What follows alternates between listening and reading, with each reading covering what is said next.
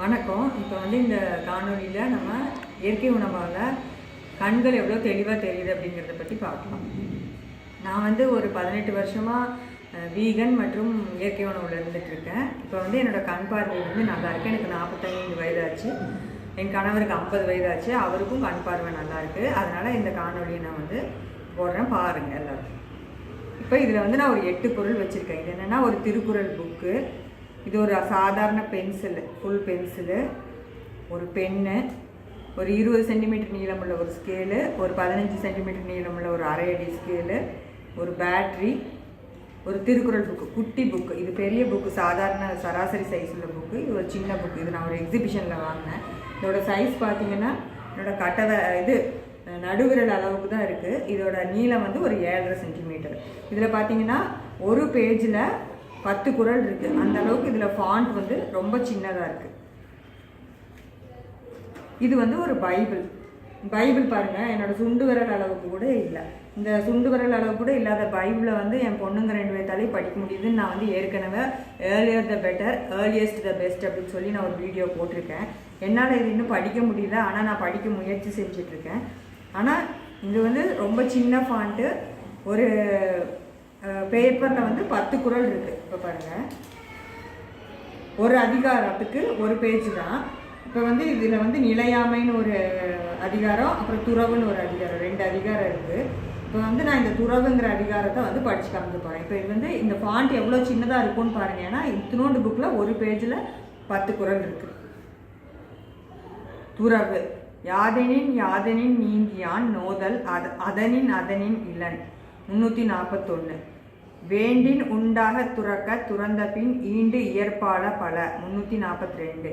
அடல் வேண்டும் ஐந்தன் புலத்தை விடல் வேண்டும் வேண்டிய எல்லாம் ஒருங்கு. 343. இயல்பாகும் நோன்பிற்கொன்று இன்மை உடைமை மயலாகும் மற்றும் பெயர்த்து. 344.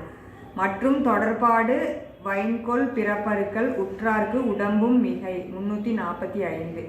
யான் எனது என்னும் செருக்கு அறுப்பான் வானோர்க்கு உயர்ந்த உலகம் புகும். 346. பற்றி விடா இடும்பைகள் பற்றினை பற்றி விடாதவர்க்கு. 347. தலைப்பட்டார் தீரத் துறந்தார் மயங்கி வலைப்பட்டார் மற்றையவர். 348.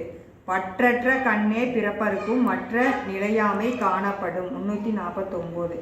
பற்றுக பற்றற்றான் பற்றினே அப்பற்றை பற்றுக பற்று விட்டற்கு. 350. இப்போ இதை படிக்கிற அளவுக்கு எனக்கு கண்கள் தெளிவாக இருக்குது. இப்போ இதுக்கு நாங்கள் என்ன செஞ்சுருக்கோன்னா, இயன்றவரை வீகன் உணவு, அதுக்கப்புறம் முடிஞ்ச இயன்றவரை இயற்கை உணவு, இயற்கை வாழ்வியல், சூரிய ஒளி குளியல், சூரியனை நேராக பார்த்தல், முக்கியமாக ஆரஞ்சு நிறமாக இருக்கும்போது மொட்டை மாடியில் போய் நேராக பார்த்தல், இதுதான் நாங்கள் செஞ்சுருக்கோம். ஏற்கனவே இந்த கண்கள் பற்றி நான் 3 வீடியோஸ் போட்டிருக்கேன். அதை நான் கமெண்ட் செக்ஷனில் பின் பண்ணுறேன், அதையும் பாருங்கள். அப்புறம் இது கேர் ஆஃப் த ஐஸ்ன்னு சொல்லிட்டு ஒரு புத்தகத்தில் இருக்க நியர் விஷன் டெஸ்ட் சார்ட்டு. இந்த நியர் விஷன் டெஸ்ட் சார்ட்டில் பார்த்தீங்கன்னா உங்ககிட்ட எந்த அளவுக்கு சின்ன வார்த்தைகள் படிக்க முடியும், அது நம்ம கண்ணை டெஸ்ட் பண்ணுறதுக்காக இந்த புத்தகத்தில் இதை கொடுத்துருக்காங்க. இப்போ இது பார்த்தீங்கன்னா என்னால் இப்போ N48லேருந்து N5 வரை கொடுத்துட்டு ஃபைன் பிரிண்ட்டுன்னு சொல்லிட்டு ஒரு இது கொடுத்துருக்காங்க. இதில் பார்த்தீங்கன்னா தெரியும், ரொம்ப சின்னதாக இருக்குது இந்த எழுத்துக்கள்.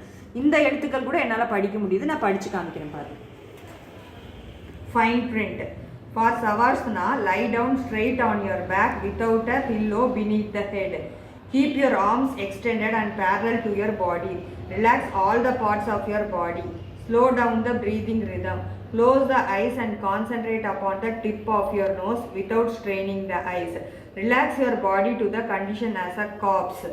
Start musing God's name for about 10 minutes. It gives mental rest which in turns gives rest to the eyes. இதனால நமக்கு இயற்கை உணவு சாப்பிட்டோன்னா நமக்கு எத்தனை வயசானாலும் கண்கள் தெளிவாக தெரியும் அப்படிங்கிற உண்மை விளங்குது. நன்றி, வணக்கம். பேரின்பம் பரவசம்.